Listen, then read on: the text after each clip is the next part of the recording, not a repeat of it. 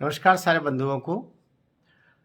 मैं हिंदी साहित्य के अगले पड़ाव पर आपसे बात करने के लिए आज फिर बैठा हूँ अपने घर के पुस्तकालय में और सोचा कि उसको पूरा कर दूँ। हिंदी साहित्य के 1000 वर्षों के इतिहास में जब मैं 1000 वर्ष कह रहा हूँ तो लगभग कह रहा हूँ, क्योंकि आचार्य हज़ार प्रसाद द्विवेदी तो 7वीं शताब्दी से शुरू करके और 20वीं तक पहुँचते हैं, लेकिन हमारे मिश्र बंधु उसके 100 साल के लगभग आगे पीछे वो शुरू करते हैं। लेकिन आचार्य रामचंद्र शुक्ल जो प्रामाणिक रूप से सबने स्वीकार किया, वो लगभग ईस्वी सन 1000 से शुरू करके और ईस्वी 2000 के मध्य 2000 तक वे पहुंचते हैं। इस प्रकार 1000 वर्षों का इतिहास है। उसमें शुरू के 400 वर्ष लगभग हम 1000 से 14वीं शताब्दी तक उसको आदिकाल कह लें, वीरगाथा काल कह लें, चारण काल कह लें। फिर उसके अगला काल जिस पर मैं आज बात करने वाला हूं वो है भक्ति काल। भक्ति काल हर चीज की एक अति होती है और अति के बाद वह स्वतः समाप्त हो जाती है। अति सर्वत्र वर्जयते, इसलिए तो संस्कृत में बोला गया। तो आदिकाल का कवि, चारणकालीन कवि, वीरगाथा कालीन कवि राजाओं की वीरता की गाथा बोलते बोलते, दरबार में रहते रहते, दरबार और राजा की इच्छा के अनुरूप लिखते लिखते उसको 400 वर्ष हो गए थे। और उसके पश्चात कवि राजा के दरबार से निकलकर जनता के दरबार में चला गया। जब वो जनता के दरबार में पहुंचता है उस काल को भक्ति काल कहते हैं। भक्ति किसकी? ईश्वर की भक्ति। क्रिया की प्रतिक्रिया होती है। जो आतताई मुस्लिम आक्रमणकारी आए, उन्होंने यहाँ के मंदिर तोड़े, हमारे देश के सभी पूजा स्थलों को विशेषतः हमारे हिंदू धर्म, क्योंकि उस समय तो हिंदू धर्म ही था, यह भी कह सकते हैं अपन, अंग्रेज तो आए नहीं थे, इसलिए चर्च वगैरह का तो सवाल होता ही नहीं। तो हमारे जितने मंदिर थे, और जब मैं मंदिर की बात कर रहा हूं तो बौद्ध स्तूप भी उसमें शामिल है, तो उन सब के मंदिरों को तोड़ने का परिणाम, दुष्परिणाम ये रहा कि हिंदू सनातनी बंधुओं में एक अनास्था का भाव पैदा हो गया कि ईश्वर है भी कि नहीं, कहीं ऐसा तो नहीं कि ईश्वर है ही नहीं और हम ऐसे ही ईश्वर ईश्वर करते रहे। तो उस टूटी हुई आस्था को पुनः सनातनियों में, धर्मावलंबियों में स्थापित करने के लिए कवि बाहर आए, कवि जनता में पहुंचे। राजा तो थे ही नहीं, राजा तो समाप्त हो गए थे जो उनको प्रश्रय देते थे। तो राजा को प्रसन्न करने के स्थान पर ईश्वर को प्रसन्न करने का सिलसिला आरंभ होता है और यहीं से भक्ति काल शुरू होता है। 14वीं शताब्दी से लेकर के 17वीं शताब्दी, जब ईस्वी की बात करते हैं हम, तो वहाँ तक आपका हम या यूँ कहें कि आप 1325 से लेकर 1625 तक, उसमें भी वो 300 वर्षीय। तो 300 वर्ष का जो काल है वह संवत्सर करें तो हम 1375 से लेकर के और 1775, अर्थात फिर कुल मिला के वही बात हो गई 14वीं शताब्दी से 17वीं शताब्दी। तो हम बड़े बड़े अर्थ में बात करें, फिर तो अलग अलग इतिहासकार ने जो बोला उस पर जाने देते हैं, लेकिन ईस्वी के हिसाब से 1350 से 1650 या 1375 से 1675, क्योंकि उन्होंने संवत पे लिखा था, हम सन पे बात कर रहे हैं। तो जब सन पे बात करें तो सन चूँकि 57 साल या बहुत बड़े अर्थों में 50 साल पीछे वो था। फिर उस पर हर एक समूह में मैं ये आपको कहता रहा हूँ, हर एक वीडियो में इस बात को कहता रहा हूँ कि सन और संवत में 57 साल का अंतर है, फर्क है, भेद है, दोनों के बीच दूरी है। विक्रम संवत 57 साल पहले आरंभ हुआ और 57 साल होने के पश्चात ईसा मसीह का जन्म हुआ और ईसा मसीह के जन्म के साथ ही ईस्वी सन शुरू होता है। तो वो इस प्रकार से आज हम कहें कि 2021 हमारा ईस्वी सन है, तो उससे 57 साल जोड़ लीजिए कि ये 2077 हमारा विक्रम संवत है, 57 साल आगे चलेगा। तो उधर हम अगर 1375 कह लें, 1350 कह लें, तो उसको फिर 1300 कहना पड़ेगा। उधर से हम आरंभ 950 से करना, 975 से करना पड़ेगा। तो अब उस पर उस क्रम पर जा करके हम भक्ति काल पे आते हैं। भक्ति काल किसे कहते हैं? बड़ी विशेषता, जिस काल में अधिकांश कवियों ने भक्ति परक कविताएं लिखी, उस काल को भक्ति काल कहते हैं। इसका मतलब ये बिल्कुल नहीं है कि आदिकाल में किसी ने भक्ति कविता लिखी नहीं किया, या जो आगे चल के रीतिकाल आता है उसमें किसी ने लिखी नहीं किया, या आधुनिक काल में नहीं लिख, ऐसा नहीं।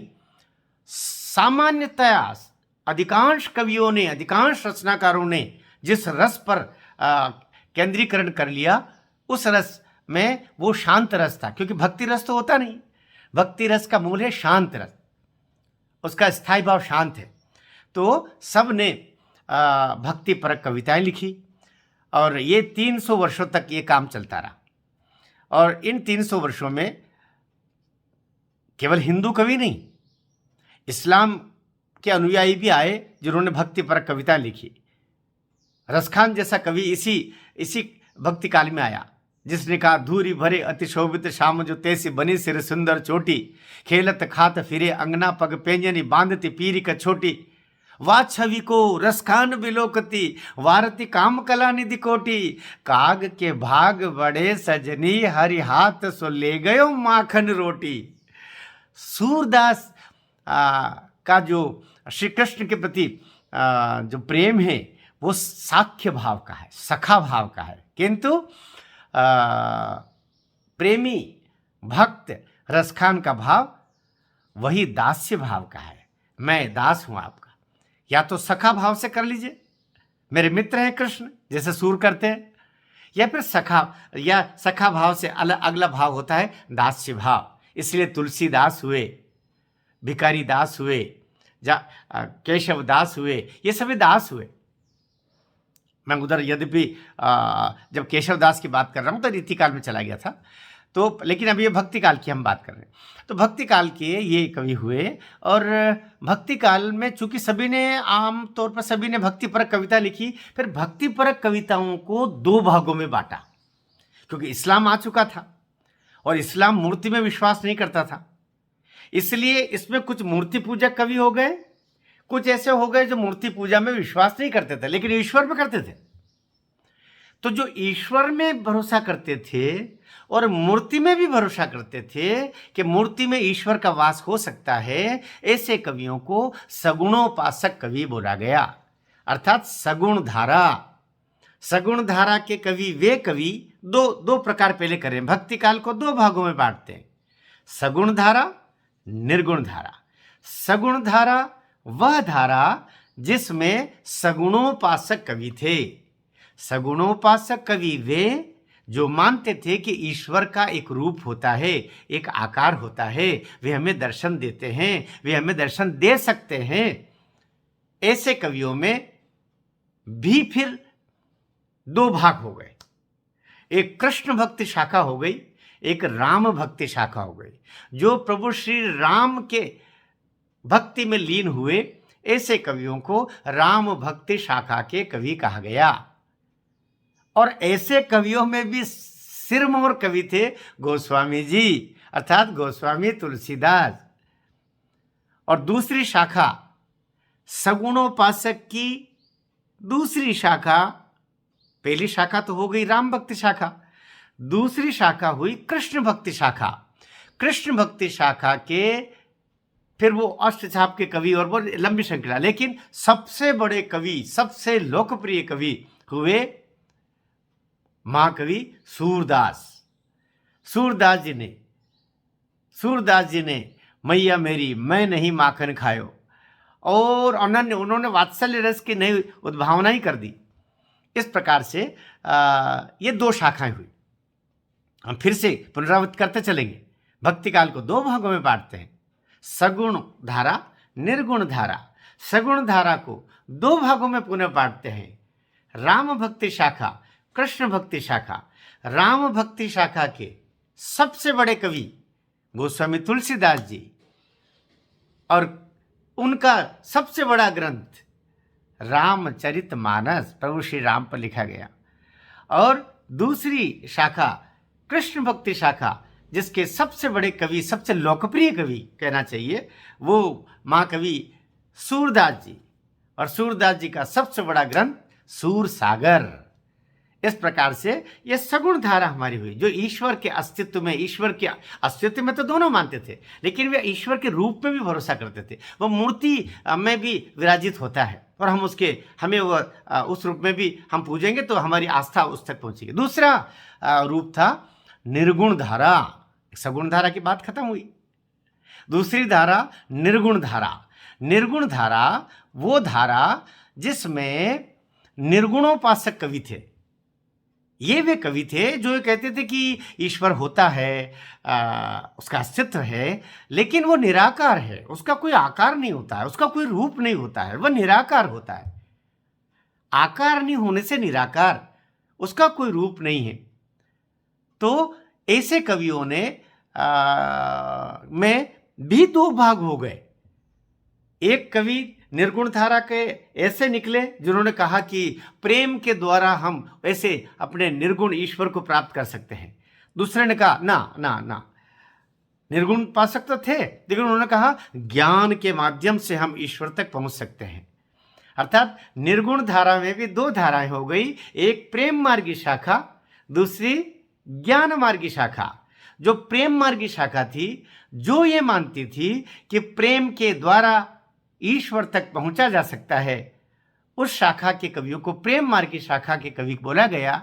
और प्रेम मार्गी शाखा के सबसे बड़े कवि हुए मलिक मोहम्मद जायसी, जिन्होंने पद्मावत लिखा। अवधि का ग्रंथ है ये, पद्मावत लिखा, और ये दोहा चौपाई छंद में लिखा गया। और ऐसा अद्भुत ग्रंथ है, एक काव्य के दृष्टिकोण से, कथा पर हम नहीं जाते, काव्य के दृष्टिकोण से अगर कहें तो जायसी का ये ग्रंथ अद्भुत है, अद्भुत है। या तन जारो छार के कहो कि पवन उड़ाए। जब पद्मावती की तलाश में राजा रतन सेन लंकद्वीप की तरफ चले जाते हैं, स्वर्ण द्वीप की तरफ चले जाते हैं, तब उनकी जो रानी रहती है, नागमती जिसका नाम रहता है, वह विरह करती है। वो अपने राजा की याद करती है। उसको लगता है कि पहले उसको लगता था कि ये राजा जो है, मेरे राजा रतन सेन, रानी ऐसा सोचती थी नागमती, कि ये मुझे कभी छोड़ के नहीं जा सकते, ये मेरे देह के मोह में बंधे हुए हैं, ये मुझे कभी छोड़ के नहीं जा सकते। लेकिन जब वो एक तोता आता है दरबार में और कहता है कि ये राजा, तेरे पूरे राज्य में तो ऐसी कोई स्त्री नहीं है जो हमारे राजकुमारी के बराबर हो। हमारी पद्मावती राजकुमारी जो सिम्मल द्वीप की है, वो इतनी सुंदर है कि वो जब हंसती है तो तालाब में कमल खिल उठते हैं। वो जब अपने बाल के झंकोरे देती है तो पूरी दुनिया में अंधेरा हो जाता है। उसकी हमारी राजकुमारी की सुंदरता के सामने तो तुम्हारी यहाँ की सभी स्त्रियां हैं, कोई उसका साम्य नहीं है। तो राजा पगला जाता है, और जहां वो बोलता है तोता, उसकी तलाश में वो भी निकल पड़ता है। साजा राजपाट वैभव, अपनी रानी नागवती सबको छोड़ के चल पड़ता है। ये जब नागवती को पता चलता है कि राजा तो सब महल अटारी सब छोड़ के चल दिया, राजपाट छोड़ के चल दिया उस राजकुमारी पद्मावती की तलाश में, तो वो दुखी होती है। फिर उसका विरह वर्णन है। विरह वर्णन में सबसे बढ़िया पंक्तियां जो है, दो मुझे लगती है, जब वो कहती है विरह की अंतिम अवस्था मृत्यु होती है। विरह की अंतिम अवस्था, उससे पहले बहुत है, मौन है, रुदन है, भोजन छोड़ना, हाड़ मांस रह जाना, मृत्यु। जो मृत्यु की अवस्था तक पहुंचने पर अब उसको लगता है कि मैं मर जाऊंगी, मैं मरने वाली हूं, तब वो हवा को एक निवेदन करती है, और वो कहती है कि हे हवा, तू तो यहाँ पर है, तू तो वहाँ पर भी होगी ना जहाँ मेरे राजा रतन सेन कहीं यात्रा कर रहे होंगे, भ्रमण कर रहे होंगे, ज़मीन पर तेरे ऊपर ज़मीन पर कहीं जा रहे होंगे, तो तू तो वहाँ भी आसमान में कहीं होगी। मेरा एक काम कर। किसको कहती है रानी नागमती? हवा से कहती है। वो कहती है कि या तन जारो छार के, मेरे शरीर को, अब मैं मरने वाली हूँ, मैं मर जाऊंगी, तो मेरे शरीर की छार अर्थात राख को, या तन मेरे शरीर को जारो जलाया जाएगा, छार को मेरे उसकी राख उड़ेगी। कहो कि पवन उड़ाए, हे पवन तो उड़ा के ले जाना, मेरे शरीर की जो राख पड़ी रहेगी शमशान में जलाने के बाद में, तो आसमान में अपने साथ हे हवा तो उड़ा के ले जाना। और मकु तेही मारक उड़ी परो, कंत धरे जहां पाए, मुझे उस रास्ते पर पहले से आगे तो बिखरा देना हे हवा, जहां मेरे कंत, मेरे राजा, मेरे पति, मेरे स्वामी रतन सेन निकलने वाले हो, वे वहां से कहीं यात्रा करने वाले हो, ताकि उनके पांवों की पगथलियां मेरे ऊपर, मेरी राख के ऊपर लग जाए और मेरा जीवन सार्थक हो जाए। प्रेम की इससे बड़ी कल्पना और क्या हो सकती है? प्रेम की इससे बड़ी और क्या अनुभूति हो सकती है? कहीं मेघ को दूध बना करके कालिदास ने भेजा होगा, लेकिन वो मेघ दूध पूरा जितना, मैं कहता हूं 2 पंक्तियों में, यद्यपि ये पंक्तियां बाद में आई है, मेघदूत तो बहुत पहले, उससे पहले रचना हुई है, लेकिन जायसी ने कमाल किया है, जायसी ने कमाल किया है इसमें। और इस बतौर हम कह सकते हैं। और जायसी जो पूरे शरीर से, उनका आधा शरीर चेचक में पूरा हो गया था, एक आंख नहीं थी, आधा शरीर काम नहीं करता था, एक हाथ काम नहीं करता था, पूरा शरीर आधा पूरा काला हो गया था, कुरूप जिसको कह सकते हैं। वैसे हमें किसी को कुरूप कहना नहीं चाहिए, लेकिन ऐसे देह से जिन्होंने, प्रकृति ने, ईश्वर ने उनके साथ इतना दंड दिया, पता नहीं क्यों उनके साथ ऐसा अन्याय किया, लेकिन उन्होंने सुंदरता का जो वर्णन पद्मावती का किया है, संसार का कोई कवि शायद कर पाया होगा। तो इस प्रकार से मैं आज उल्लेख कर बैठा तो याद आ गया था, मैंने मेरी प्रोफेसर ही बाहर आ जाती कई बार, तो उन्होंने प्रेम के द्वारा ईश्वर को प्राप्त किया जा सकता है यह बताया पद्मावत के माध्यम से, प्रेम मार्ग के माध्यम से। इसलिए प्रेम मार्ग के सबसे बड़े कवि निर्गुण धारा में मलिक मोहम्मद जायसी है। दूसरा मार्ग है ज्ञान मार्गी शाखा। ज्ञान मार्गी शाखा वह शाखा जिसके कवि बोलते थे कि ईश्वर को प्रेम के द्वारा नहीं, निर्गुणवादी तो ये है ही, सभी दोनों ही, प्रेम मार्गी भी निर्गुण ईश्वर में विश्वास करते, तो ज्ञान मार्गी भी निर्गुण ईश्वर में विश्वास करते। किंतु निर्गुण धारा के ज्ञान मार्गी जो कवि थे, जिसमें सबसे बड़ा नाम पूरी दुनिया के 200 विश्वविद्यालयों में जो पढ़ाए जाते हैं, वे कबीरदास ने कहा कि ज्ञान के द्वारा ईश्वर को प्राप्त किया जा सकता है। अंखड़ियां झाई पड़ी, पंत निहारी निहारी, जीवड़िया छाला पड़िया, राम पुकारी पुकारी। लेकिन कबीर के राम दशरथ पुत्र श्री राम नहीं है, वे निर्गुण राम है, निराकार राम है, अनादि राम है, अनंत राम है। तो इस प्रकार से यह शाखा, और कबीर का सबसे बड़ा ग्रंथ बीजक है, आप जानते हैं, जिनकी साखियां हैं। साखी का मतलब होता है ईश्वर को साक्षी मानकर लिखी गई पंक्तियां। इसलिए हम कबीरदास के दोहों को दोहो नहीं बोलते, साखी बोलते। साखी अर्थात साक्षी, ईश्वर को साक्षी मान करके लिखा गया काव्य। इस प्रकार से यह पूरा, मैं ये कहूँ कि हमारा भक्ति काल का जो 300 वर्षों का काल है, उसके ये प्रमुख कवि हुए। 2 धाराएं हुई, 2 धाराओं की फिर 2 शाखाएं हुई, और 2 शाखाओं के इस प्रकार से ये 4 कवि कुल मिलाकर आप याद कर लेंगे, तब भी ये चारों शाखाएं आपको ठीक हो जाएगी।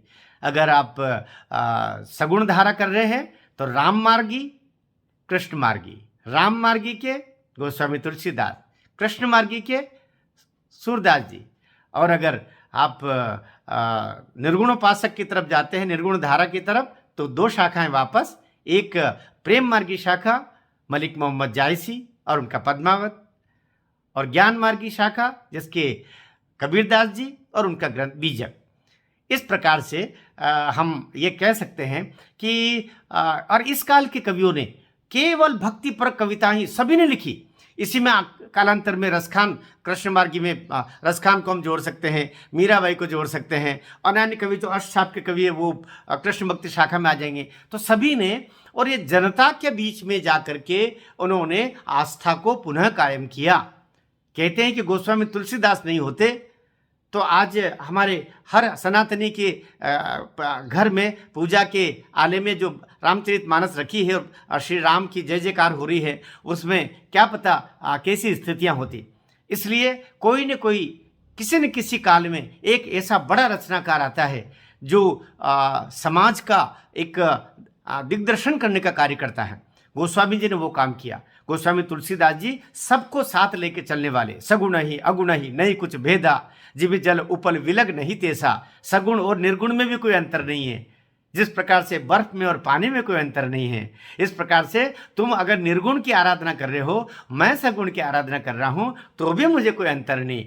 लेकिन इसका मतलब ये बिल्कुल नहीं था कि वे अपने प्रभु श्री राम की भक्ति की अकाट्यता के प्रति कोई भीतर संदेह रखते थे। इत मुरली इत चंद्रिका इत गोकुल के दास, पर तुलसी मस्तक तब झुके जब धनुष बाण लो हाथ। कहते कि एक बार प्रभु श्री राम ने तुलसीदास जी की परीक्षा लेने के लिए सामने दर्शन दे दिए। इस कथानक से हम बात को विराम देके एक बात आखिरी में बोलूँगा कि दर्शन दे दिए प्रभु श्री राम ने कि ये तुलसीदास बहुत मेरा भक्त बनता है, इसकी परीक्षा लेता हूँ। रामचरितमानस की रचना के पश्चात प्रभु श्री राम आए, पर कि हुआ क्या कि उन्होंने गाय पीछे खड़ी है, चंद्राकार ऊपर से दिख रहा, इत मुरली, हाथ में मुरली है, इत चंद्रिका, चंद्रिका भी दिख रही है। चंद्रिका तब शोभायमान होती है जब कोई देवता दर्शन देते हैं, अर्धचंद्र। इत मुरली इत चंद्रिका इत गोकुल के दास, पीछे गाय भी खड़ी हुई है। पर तुलसी की अकाट्यता देखिए, तुलसी कहता है पर तुलसी मस्तक तब झुके, ये तुलसी का मस्तक तो तब झुकेगा जब धनुष बाण लो हाथ, अर्थात राम रूप में मुझे दर्शन लो, धनुष बाण लो, हाथ लो, ये मुरली ठीक है, लेकिन मेरा तो तभी झुकेगा। मैं आपका आदर करता हूँ प्रभु, मुझे उस रूप में दर्शन दोगे तभी ये तुलसी झुकने वाला है। तो तुलसी सबको साथ लेके चलने वाले थे, किंतु जहाँ भक्ति की बात आती थी, अपने भी हृदय की दृढ़ता की बात आती थी, तो तुलसी जैसा दृढ़ भक्त भी संसार में शायद ही कोई हो। इस प्रकार से बंधुओं, यह भक्ति काल का 300 वर्षों की प्रवृत्तियाँ, उसके कवि और उसकी प्रमुख रचनाएं, इस पर बहुत संक्षिप्त में, क्योंकि 20-25 मिनट में इससे ज़्यादा मैं क्या बोल सकता हूं, तो ये आपके बीच में चर्चा हुई। मैं आपसे पुनः इस वीडियो के माध्यम से आखिर में प्राध्यापक हूं शासकीय स्नातकोत्तर महाविद्यालय खरगोन में, और अभी तो मैं विभागाध्यक्ष भी हूं।